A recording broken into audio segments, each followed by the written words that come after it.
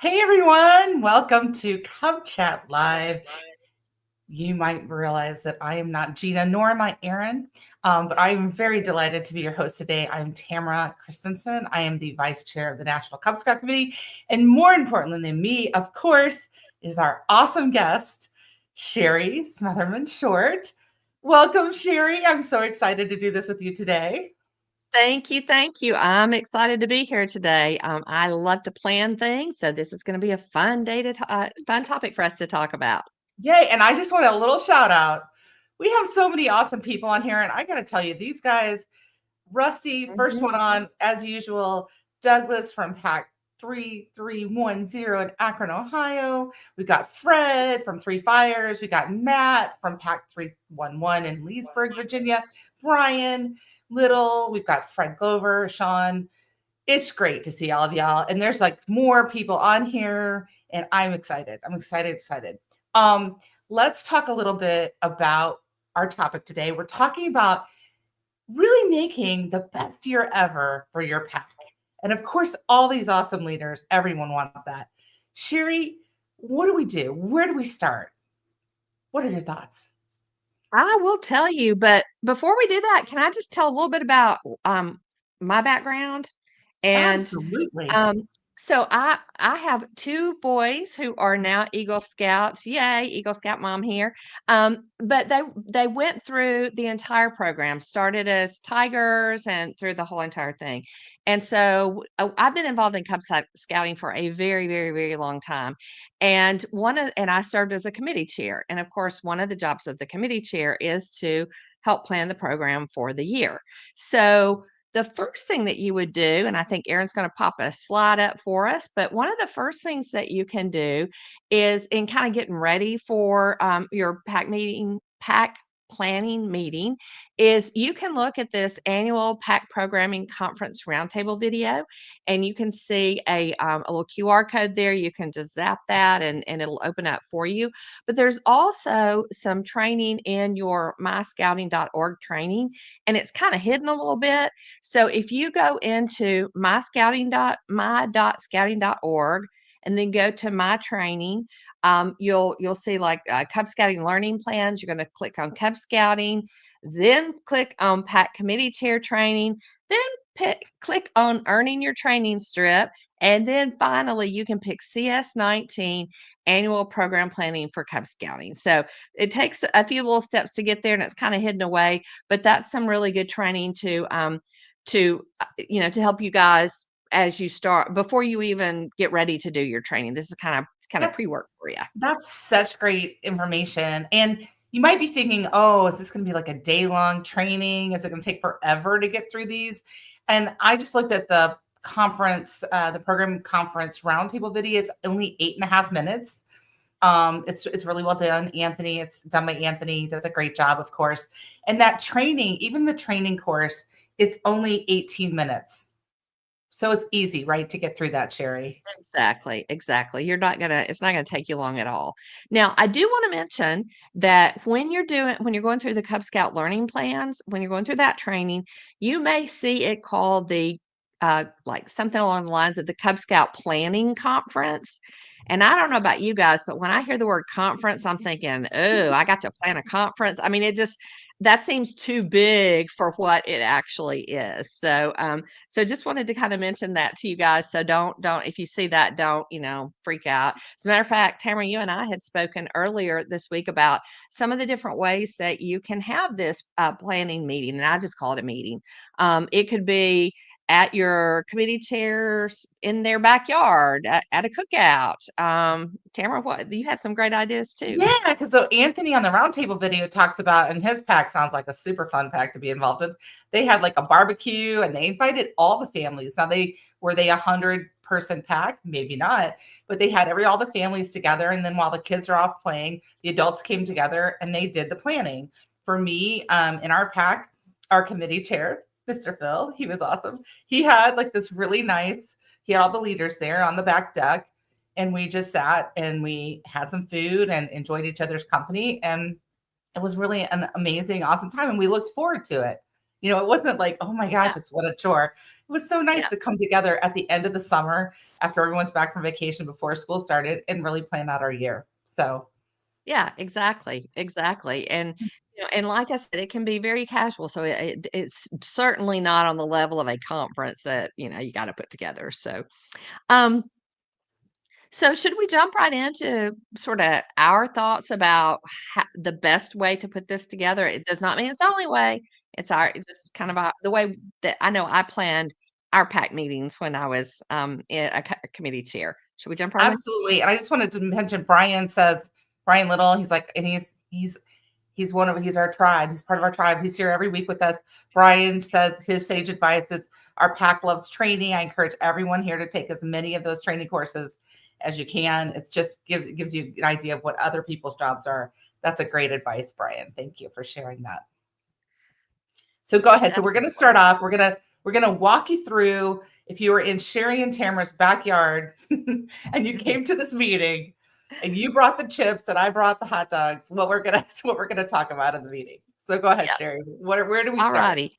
Erin, why don't you flip over for the next page for us? Sorry about that. Yay. Okay. So we do have a pack planning checklist. Just wanted to show you what that looks like.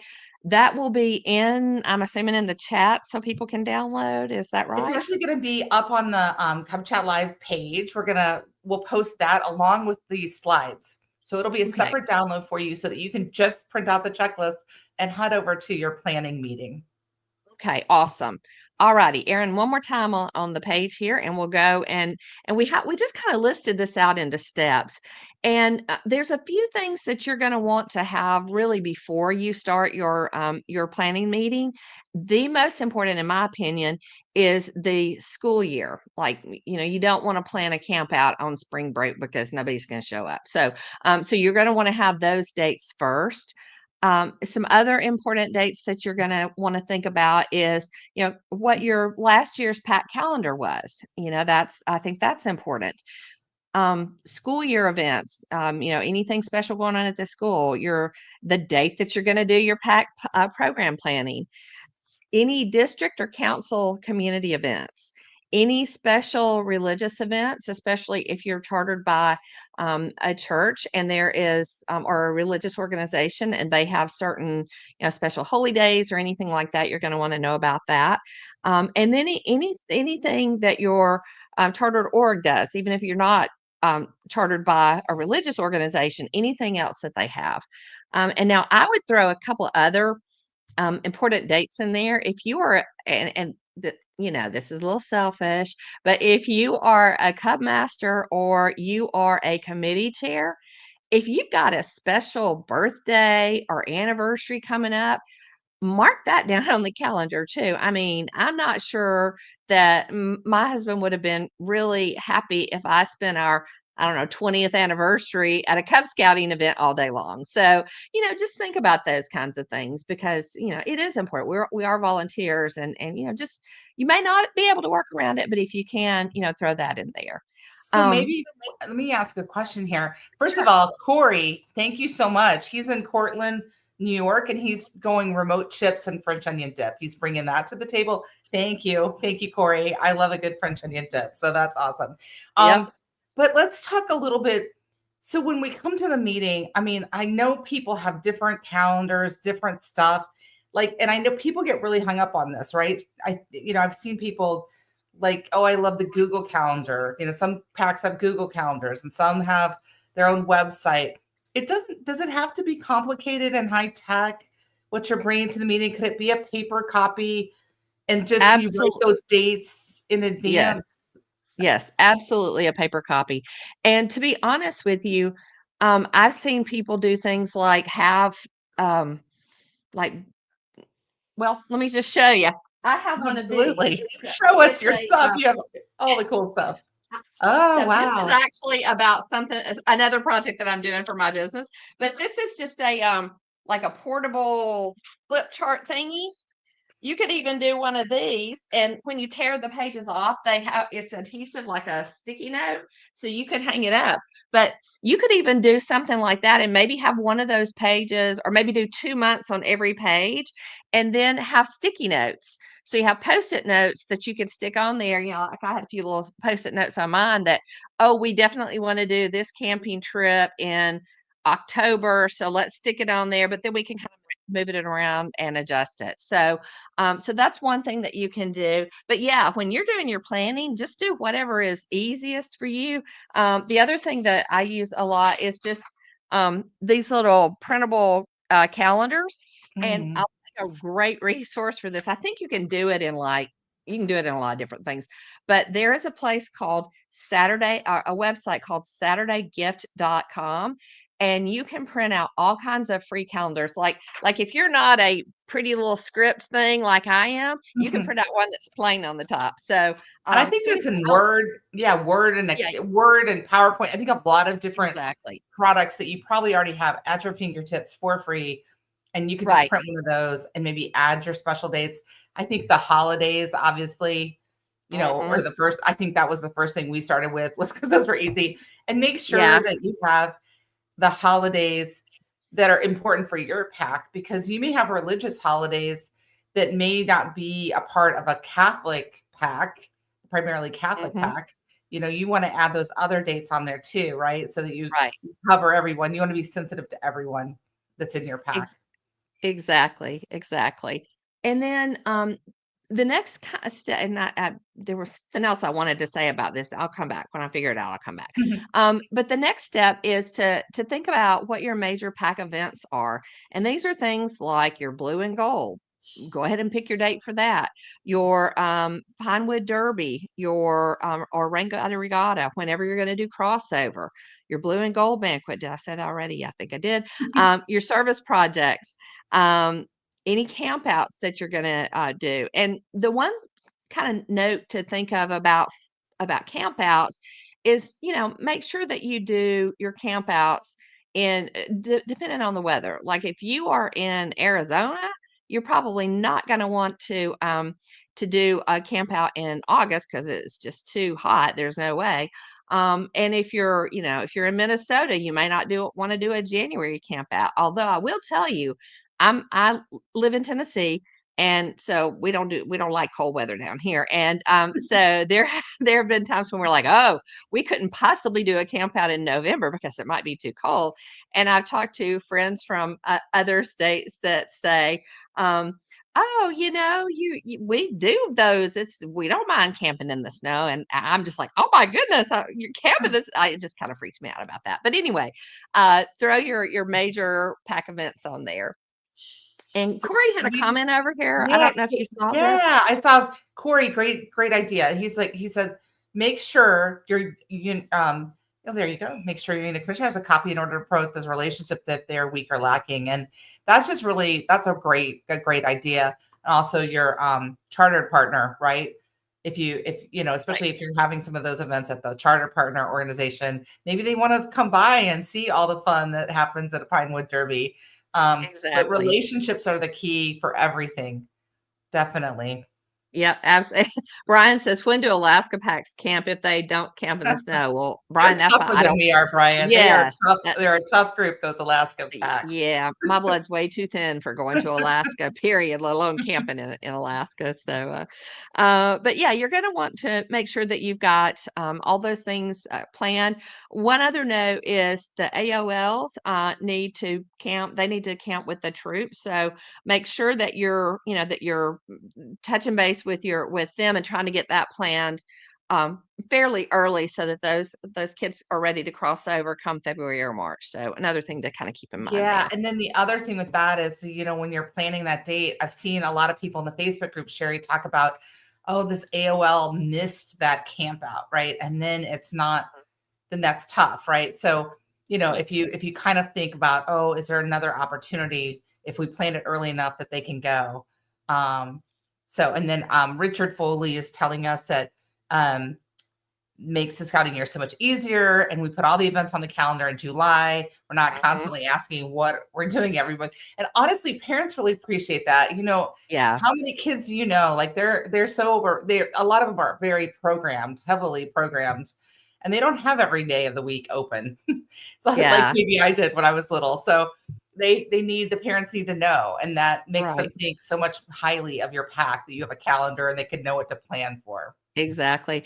And I tell you, this is, I don't think this actually fits into any category, but it was something that I learned when I was a committee chair.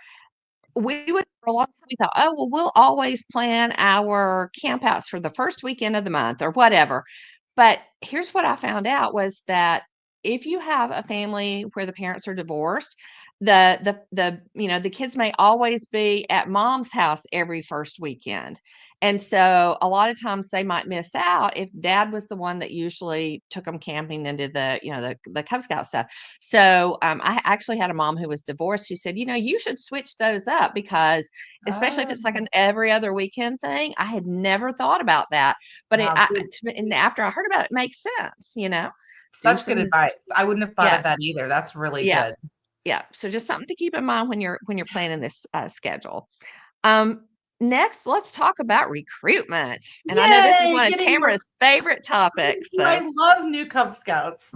yep, yep, it's awesome. Um, Ooh, go back. Yeah, You can not go back. quite. Go back. We're Yeah. not ready for that just yet. We'll tell you. We're still on recruitment. So the one thing that you want to do is make sure that you are planning your recruitment for both spring and fall. Tamara, why don't you tell them your philosophy on spring recruitment? So obviously we all know that fall recruitment is where most of us spend most of our time when we do recruitment.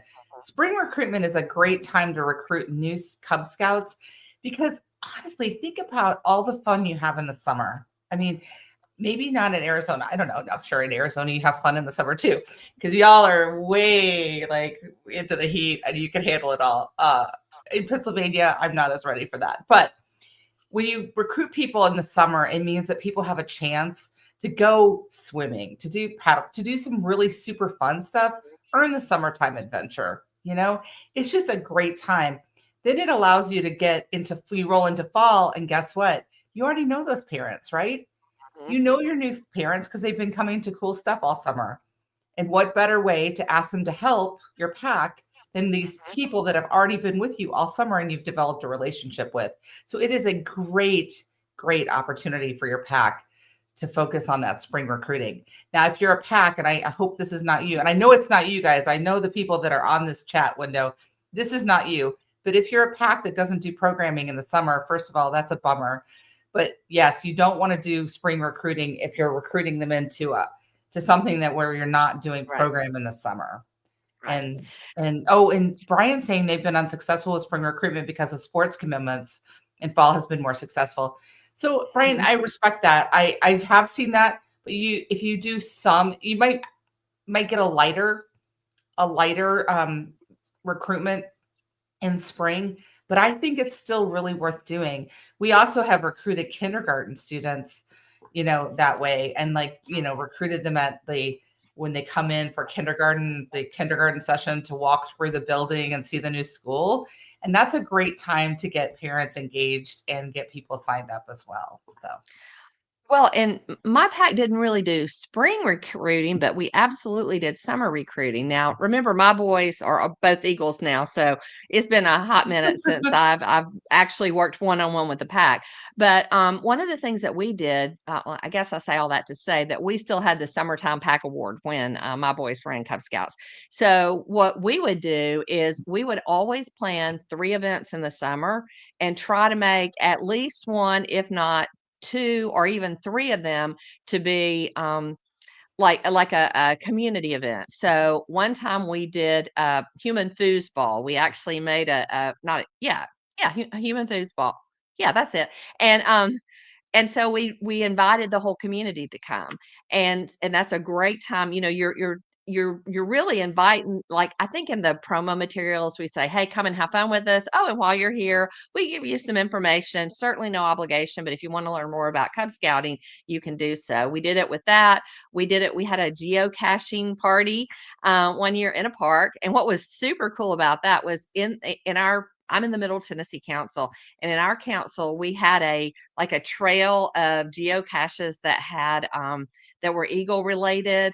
I think they were the points of the scout law, but it was all, it's kind of, there was this eagle focus, and one of them was literally in the park where we did our little thing. So that was kind of cool. We got to go and do that. And yeah, it was super fun. So, you can do activities like that where you're inviting the whole community and, Rocket anybody, it's open to launches, anybody. right? Yeah. Rocket launch. We got a ton of people Yep. from the newspaper. People came out. People were excited about launching rockets, fishing Yep. derbies, all the kind of cool, fun stuff you can do in the summer. Make good invite a friend kind of moments. Right. Right. That's awesome. Absolutely. Yeah. So again, lots of active bike rodeo. Did we mention that? A recycled rain gutter regatta. There's just all kinds of things. Oh, look, Ford just mentioned that rain gutter regatta in the summer to public splash pad. Oh my goodness, So much that is fun. brilliant. So Yes, fun. yes, that is So, brilliant. so then we get through recruitment, Sherry, and then what do we do? What are the next things that we need to focus on? In terms of planning, Yes. yes, the next thing that we need to focus on is to think about um, putting together our purpose for the pack meetings during the year. So we can, we just write out a month every year and write out a list of all the months and decide kind of what your theme's going to be. That could be anything from, you're going to do a pack meeting where everybody's going to earn Bobcat. One of the team, Tamara, I'm on a team with Tamara, and look, she's got that. She's got The our Bobby Bobby. Gillies, I talk about him all the time because he's Oh like yeah, a yes, national yes, hero for me. He yes. created all of And these. Aren't they great? yes, they're awesome. And one of the things that I've been working with Tamara on is creating pack meeting plans. And if you follow the plan, every rank will earn that particular adventure. So we've got one for Bobcat, All Reverence, the required adventures all the required adventures. and Yes. several and then we've got a bunch that are elective adventures like Right. cycling and like swimming and things like that Exactly. that are electives across ranks that we're working on too. We've been Yeah. busy, friends. We're busy Yeah. working for Oh, yeah. y'all. We have been. But that's a great way to think about, how we can get everybody done with Bobcat in one meeting. Like, I think that's probably the most important one because it is the first one we want the kids to earn, if at all possible. And so, put down the purpose of that pack meeting. It could be that. It could be, maybe we're not going to have a pack meeting this month because we're having a camp out, just anything like that. You're going to write down the purpose of that pack meeting so that you know that. Um, Tamara, did you have anything to add to that? Yeah, I mean, I think that I love the idea. Thank you, Brian. We do try to make things fun, simple, and easy. What I love about the idea of doing these cross rank adventures. First of all, we know most of our packs have multi-ranked ends, so these planners are going to help that. But when you set your pack meeting up and you're doing an adventure across the whole pack, especially at the beginning of the year when you're trying to recruit your new den leaders, so they're already scared, right? Your new den leaders who may never have had a scouting experience may be a little intimidated by the job. But if Mhm. you show them at a pack meeting how you would do Bobcat across all ranks, and you show them the concept of using stations, and you show them how easy it is, you're going to be blown away by how much easier it is to ask that mom who said, "Hey, Brian, is there anything we can do to help?" And then you're going to say, "Yeah, like just why don't you mind the craft station?" And then it's going to be so much easier to ask that mom the next time she's going to come up and ask you to help. You're going to say, "Hey, could you help with this?" And then maybe ripe to help with it a bigger way, like a den leader or planning a major event for your pack. So I know recruitment of adults is always something that we hear over and Yeah. over is hard. So Yeah, absolutely. So once you get that down, then you can, again, it makes it easier for you to, if you're going to do, say, a holiday party in December, you're going to do that. Well, you can start working on that in October. I mean, you can whatever you need to do. So it does make it a lot easier. And again, for the families, I think giving them it looks like we're nice and organized when we can hand them, this is our calendar for the year when they first start out, and they can put those dates down. So we got that. And then one of the things that I think I don't know that we take as much advantage of this as we maybe could. But there are local activities and community resources that happen around our towns that absolutely dovetail with some of the Cub Scouting things. So, as a matter of fact, we have there's a park here close to me where it's at like a big nature preserve park thingy.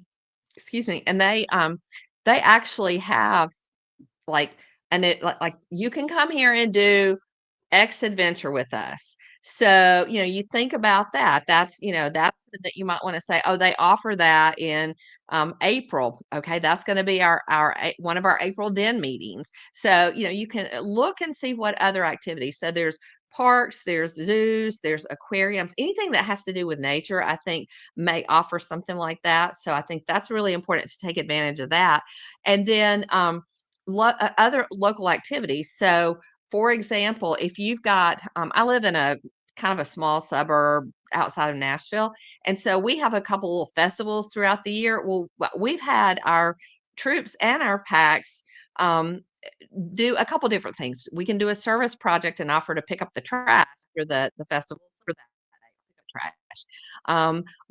One year we had and I think we sold a booth. I think it was our 4th of July, fireworks thing. And we had a booth where we sold glow sticks and glow necklaces and stuff as a fundraiser. So there's several different things that you can do like that. So be sure you're checking out kind of what's going on. And like you mentioned, the newspaper is probably going to show up at one of these things and, take some pictures, which is great. Um, um, Publicity. Oh my goodness. And It's been a long week for Sherry, and it's been it a very really has. long week. The I'm other going to thing just about say, activity, oh, I'm sorry. Go ahead. I was going to well, shout I was out just gonna to the people. Well, let me tell Um, you this right quick, and then sure, I'd go love ahead. to hear you shout at some people. Um, the other thing is parades. If you got a Veterans Day parade, Mm. that is a great opportunity for the kids, and it gets our kids in their uniforms out in front of people. And they can be handing out stuff about their pack, right? So it's Exactly. kind of Yes. like if you're kind of recruiting all year round, that's so successful. Hmm. Shout out to Chad. Chad, guys, I met him at a commissioner's college last weekend. He was in one of my classes. He was awesome. So thank you so much for tuning in. And Mary Lou, thank you from PAC 78 and 89 in Golden Empire Council in California. Welcome, welcome. Okay, Sherry, I'm sorry. We just have No, all these that's great okay. people, and I love I to, say know. hey. Yes, definitely. Thank you guys for joining. It is so nice to have how when you do presentations like this, sometimes you're like, okay, is anybody gonna be there? And it's always nice when you guys are interacting with us. It's awesome. We got a great tribe. Now A great tribe. exactly, exactly. Now, kind of the final um piece about one of I should look at my notes, y'all. Um, One other thing is local sporting events. Uh, Mm. you can do fun stuff with that. I remember when one of my kids, I think was a Tiger, and they had to go to a sporting event. We called the local high school, and they're like, "Yeah, we'll let those kids in for free if they've got their uniform on." Um, just think about that as well. Now, Scouter Craig had a question. How do I go about changing my PAX culture to start planning and committee meetings? Tamara, you want to take that one? Sure. First of all, the fact you're here, Scatter Craig, shows that you're a rock star and that you are Hmm. completely able to change your PAX culture. So I might suggest this. Make it like a fun thing, right? Say, hey, as leaders, why don't you come over to my house or come over to like work with another leader, have it at their house and make it like a fun time and like say, let's just come together. Let's enjoy each other's company, but then let's also plan some and like let's take a look at this. And I think most people are receptive to that because it really doesn't feel good as a leader to kind of fly by the seat of your pants all the time. I mean, I get it. I would roll into a dead meeting and I would be like flying by the seat of my pants some weeks because I'd be like, oh wow, the week got away from me and now I need to plan. But I do. I believe that if you were the one, as Brian says, be the change, like if you started helping other people get to that point, I think that they would pretty quickly be so excited to plan and have stuff in advance. Nobody wants to be like not knowing what's going on. That's not a good feeling. And to build a little bit on what Tamara said, Craig, if if the concern is that, hey, if I say come and plan, people are going to be like, yeah, no, we don't do that. You could say, come and let's toss around some ideas, and then just kind of, morph that into, to an actual, let's write it down on a calendar while we're here. We've talked about let's write it down on a calendar. So that might be a way you can be a little sneaky on there. So not that I don't want to be trustworthy, but that might help get folks to the house to start working on it. Okay, so what's the final step? The final step is you got to finalize it. And sometimes I think it's easy to sit around and go, oh, well, we're not sure if we might not want to do that month. And let's look and see. I am the world's worst at looking at 27 different options. Like I was a day camp director, y'all, Cub Scout day camp director. And I just, well, if I Google another hour, then I might find, I might come up with an activity that I like even better than this one. And sometimes you just got to say, hey, we are going to have to just decide and just say, hey, this is what we're going to do. So you're going to do that. And then you want to think about distributing your calendar. And when we were working on kind of this planning, we said, the type of calendar that you use really doesn't matter. It's y'all are going to figure that out. Some people may say, we have a website for our packs, so we have a little built-in calendar there. That's what we're going to use. Other people may go, no, we just need to have a paper with all the dates listed out to hand out to our parents. Whatever works for y'all is what works. That's it. It doesn't matter. The type of calendar you need is the one that's going to work for your pack. So you want to make sure, it could be a Google shared calendar, it could be a printed thing, it could, anything like that. So, but the big thing is you want to make sure that gets not only to the hands of all your den leaders, but to the hands of your parents as well. Now, you do need to stay a little flexible because sometimes, there have been at times in the past when we would plan something and then realize because it was not on the council calendar just yet that council had a really cool event going on. So we would switch things around. So, so there may be some reason to be a little bit flexible there. So just kind of, just know that that's going to, things are going to come out. And if it needs to be updated throughout the year, update it and make sure it gets distributed again. And then the other big thing is make sure that after every event that, you poll, ask the kids first, did y'all enjoy that? What y'all think about human foosball, or what y'all think about, having our rain gutter regatta at a splash pad or whatever. And jot those things down so that you remember, nope, that was not a good thing. We're never doing that again. Or this is awesome. We must do this every single year, so that you have some sense about that. And then that way you're going to be ready when next year comes around and it's time to do another plan. Awesome. So I think you have some resources maybe that might help with planning. Yes. Yes. And Erin, now you can hit the thank you. Okay. So we do have a few options here for y'all to check out. That multi-rank den guide is what Tamara's holding up. Bobby Galisa, if y'all know Bobby, please give him a big old hug for us because he deserves it. Or a high five, whatever. Anyway, but it's a great thing. And that you can go in and see, even if you're not doing a pack meeting specifically to do an adventure, if you're doing specific things, you can take a quick look and go, oh, look, we've got 3 ranks that will benefit from doing this. And you can make sure that that den leader knows, hey, these, we're doing these one thing and 3 different ranks can take advantage of it. So they can write that down. Then our Cub Scout den meeting resources. These If you guys guys know all about this. I hope so. If y'all been listening to Tamara, you should know about this. So yes. Oh, and Brian said he was planning a backyard campfire for his den, and the other dens wanted to come too. That's very cool. I know I want to come. I want to come to Brian's I backyard know. campfire. Yep. And then we're going to have these den meeting resources. Yeah, awesome. Pack's renting out a pool. You're doing the aquatics adventure. Awesome. Now the wait a minute. Okay. One of them, We've got one of them is the den meeting resources, and then there's also some videos and stuff that are also available. So all these, and Brian's asking for behind the scenes, right? Believe it or not, Brian, behind the scenes, Brian is actually taking a day off today. What? So we have behind the scenes Aaron, and I appreciate Aaron so much, but he's such a rock star. And just a shout out to Aaron. He has not one, but now 2 books published. He got his 2nd book published. I don't even know if you knew that, guys, but everybody needs to go out and like take a gander at Aaron's new books because I'm so excited about that. and Aaron's last name again is Durr. Yeah. DERR. DERR. Yes. Okay. I'm bringing them to NAM so he can sign them for me because I'm excited about these books. All right. So Brian, behind the scenes, Brian won't be posting them, but behind the scenes, Aaron will. So he's going to be, that's why he's not saying exactly. You have me. I am like not an Aaron, unfortunately. But but he's going to post all these links. This will be there, and you can just click on these links, and they'll be there for you as a resource. Right. Awesome.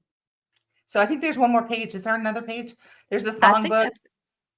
Okay, that's it.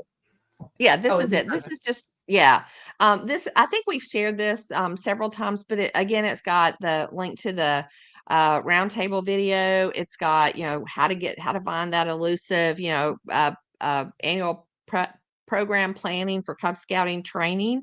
And then we've got 3 different Facebook groups on here. Cub Scouting tips and tricks, Cub Scouting volunteers, and Cub Scout leaders, scouting, Cub masters, den leaders.